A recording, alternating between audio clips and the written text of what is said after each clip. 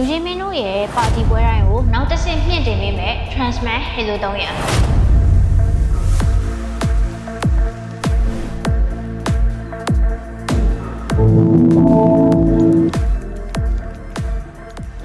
ရဲ့အတန်ထွက်ပိုင်းနေရတာမန်တော့မဟုတ်ဘူး240 watt ultra powerful output နဲ့ပါတီတစ်ခုလုံးကိုလွှမ်းမိုးထားနိုင်မှာနော်အတန်ပိုင်းမှာလည်း 3-way sound system ကိုအသုံးပြုပေးထားတဲ့အကြောင်းအနေအမြင့်တန်စင်တိုင်းကကြည်လင်ပြတ်သားနေမယ်ပြီးတော့ sound back system နည်းပညာကိုအသုံးပြုထားပေးတဲ့အကြောင်း bass တန်တိုင်းကပို့ပြီးတော့ထိထိမိမိခန်းစားနိုင်မှာပါ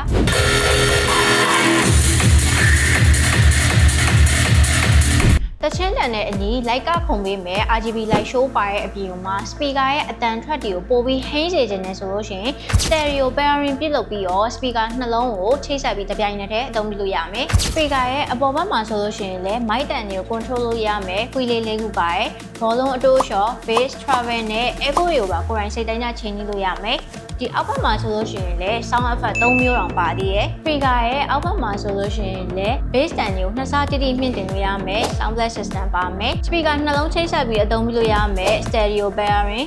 Bluetooth button နဲ့ power on off ပြုလုပ်ရမယ် button လေးလည်းပါဝင်သေးတယ်ဒီဘက်မှာဆိုလို့ရှိရင်လည်းအလုံး100လောက်ထိချိတ်ဆက်လို့ရမယ်ကျွန်းကွန်း technology Payback button နဲ့ RGB lighting တွေကိုပါစိတ်တိုက်ပြောင်းရွှေ့လို့ရမယ်။အလဲမှာဆိုရင်လည်းအတန်တိုး shot ပြုလုပ်လို့ရမယ် volume weight တစ်ခု။အောက်ဘက်မှာဆိုရင်လည်းအားလက်ကျန်တွေကိုပြပေးမယ် LED မီး9လုံးတောင်ပါသေးရဲ့။ speaker ရဲ့အနောက်ဘက်မှာဆိုလို့ရှိရင်လည်း mic, guitar, XLR ကြိုက်တာတွေပဲအကုန်ချိတ်ဆက်လို့ရတယ်။ဒါတွေမကသေးဘူး AC/DC ပါ2မျိုးလုံးအသုံးပြုလို့ရတယ်။ဘိန်းလုံးလေးတွေနဲ့လက်ကင်လေးလည်းပါတော့ဘယ်တော့တည်တော့ရတာအဆင်ပြေရယ်ပြီးတော့ IPA4 waterproof ကိုအသုံးပြုထားပေးတာကြောင့်ရေစင်မာကိုလည်းစိတ်ဝင်စားမလို့ကဲဘယ်နေရာရောက်ပါတီတစ်ခုဖန်တီးဖို့ဆိုရင်ဒါလေးရှိရင် okay ပြီနော်